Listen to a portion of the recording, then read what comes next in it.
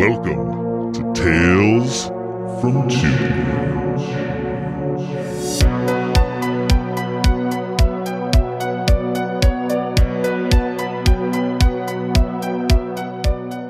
Hey Tubi friends! Welcome to a new episode of Tales from Tubi. For those who don't know what Tales from Tubi is, this is a series I do over here on Old Man Brad, where I take my love of horror and my love of Tubi, and I mash them together into this nice little package.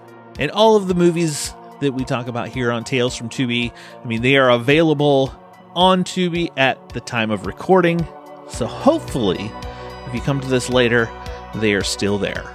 This week for Tales from Tubi, I am doing a movie from 2018 called Alive. This was directed by Rob Grant.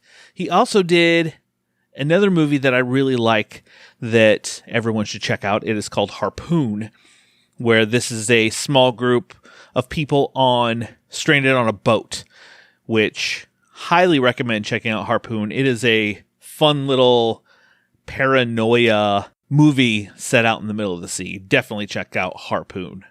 We're not here to talk about Harpoon this week. I am here to talk about Alive. Hello? You've been out for days. Do you know where we are? Do you know what happened to us? Morning. Hello. I want to welcome you to my own little piece of paradise. I'm getting you out of here. You can run like rats in a maze, but there is no exit.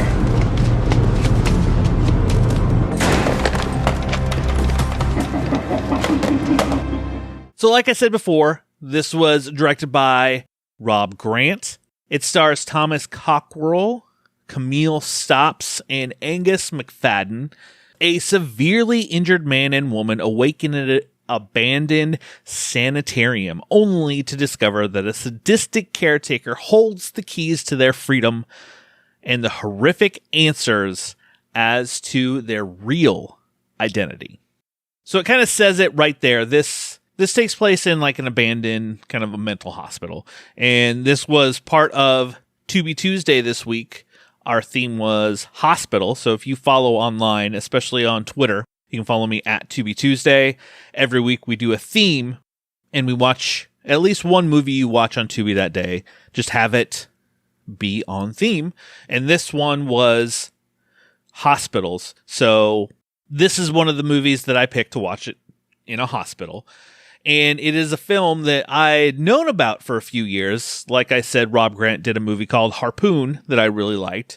So after I saw that, I looked up other films that he did and saw Alive on a list, watched the trailer, and it's always been on the watch list. I just hadn't gotten around to watching it until now. And this stars Angus McFadden. You would know him from quite a few different projects.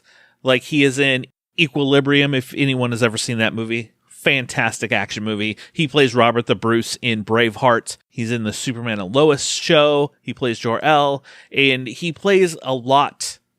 He played Robert the Bruce in the Robert the Bruce movie also. So he is in a lot of different projects. He is one of those actors when you see him, you're like, oh yes, I remember him.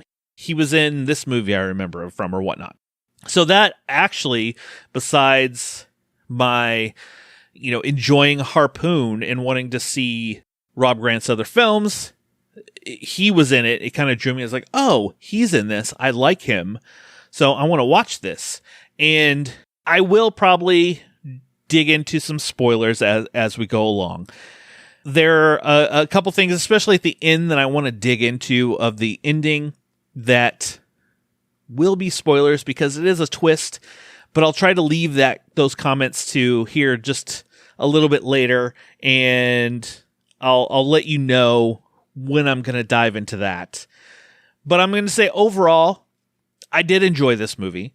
I gave it a 3 out of 5. I enjoyed it. I thought it was a very good movie. Very similar to his other film, Harpoon, which came out after this, where it's a single location with just a few actors, and it really sets up tension. I mean, these two, just like the description said, this man and this woman wake up. I mean, they don't know who they are, where they are, what's going on.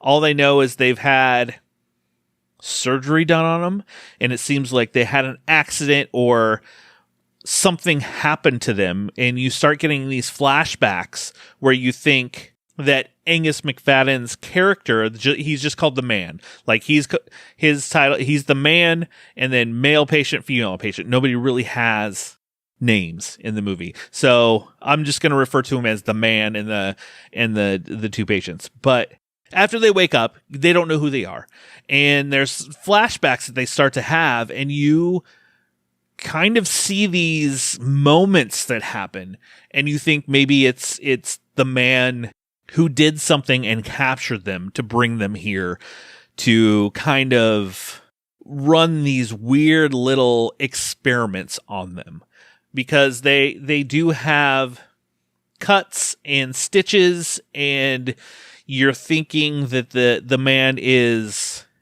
doing weird things to him. He's trying to get them to eat like these herbal stuff to like make sure they heal faster, and trying to get their strength up. In it even makes a comment at one point. It's tagline of the movie: if you feel the pain means you're alive. So you really start to lean towards he did something to bring these two, this man and this woman, here. And as it goes along, like, it really sets up some very good tension, and Angus plays this character. You make it think like he is just insane, which, you know, he kind of is. He's crazy. Of what is he doing to them? What does he want from them? What is going on here? As it rolls along, it just gets he just ramps up more and more as these two are trying to figure out a plan to try to get out, to try to figure a way to escape. So they're secretly going to be like, okay, well, we're going to go along with the plan, so that way he gets comfortable with us and we can escape. So they try it, they fail. And at one point, I think he stitches the man's mouth shut so that he can't talk to her, so they can't figure things out, so they can't get away. And then, you know, it does lead up to this big final act where it's bloody. They're getting out, you know, they injure him, they get away, but then he comes back after them, and there's this whole cat and mouse chase. It's really good. It's a pretty tense movie.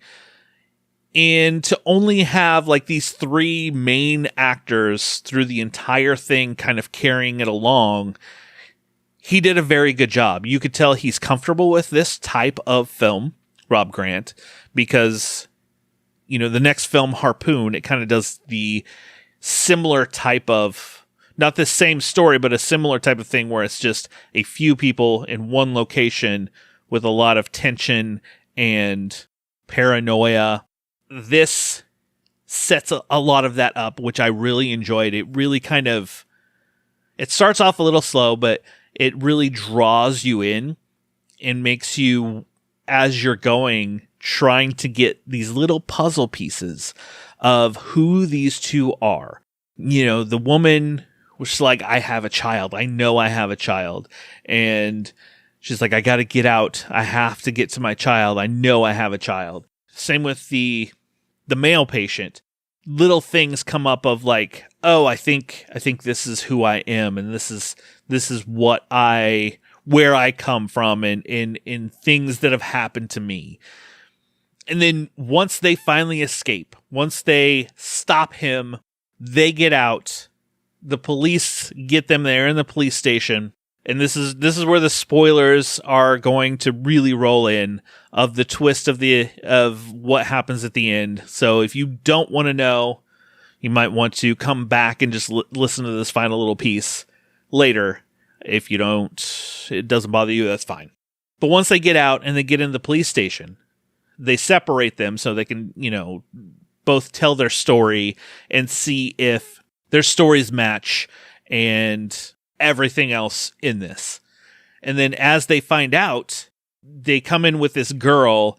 The woman's like, that's my daughter. And the girl pauses and is like, you're not my mom. My mom died, such and such time ago or whatnot. And they kind of quarantine these two away. And it makes you wonder, okay, what is really going on here? And they're talking to the male patient of like, he has these tattoos. He's going through a case. Like, there's this killer who basically killed cops, and he had these tattoos on his arm. And then, because running the fingerprints, you have two different prints. And he's like, what?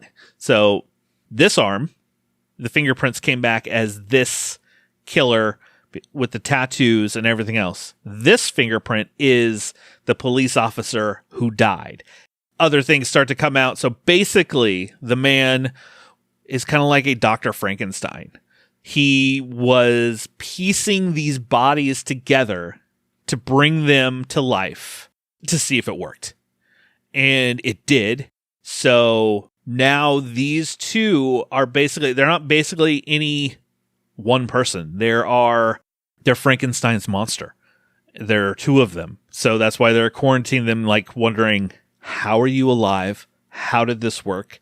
At first, I kind of chuckled like, okay, this is kind of ridiculous. But then I thought about it. I was like, it was kind of cool how they did this story of making you think that the experiments are, thinking this guy is just performing surgery because he's crazy. It didn't even cross my mind to think about that they were pieced together. I mean, there's even a scene where they find a bunch of dead bodies, but honestly, it didn't even cross my mind for a second that that's what those bodies were there. I thought they were just there because he's doing experiments and these are the other bodies that he had captured before and they just died. So overall, I really did enjoy Alive and would recommend checking it out, as well as Rob Grant's other film, Harpoon. So go search. Alive is on Tubi. Go search out Harpoon. Go check them out. And, let me know what you thought. Well, there you go. There are my thoughts on Alive, another episode of Tales from Tubi. I will be back soon. Next week starts October. Every Friday in October, I will have friends with me on every Tales from Tubi in October. Make sure you follow along to my watches, letterboxd.com/oldmanbrad, and you'll see everything that I watch. July through October is big. My friend Drew from The Real Feels and I are doing 100 days of horror, where we watch 100 horror movies in 100 days. And those who are subscribed to Old Man Brad have got our updates every 25 watches. Look for a new one here coming soon. But all my links will be in the description, so you can go follow me, go follow along, subscribe to the show so you won't miss it. Next week will be my Tubi Tuesday recap for the month of September. I have some good ones that I'm going to talk about there. Snuggle up in that blanket, turn off the lights, because it's okay to be scared. I'll talk to you later, everybody.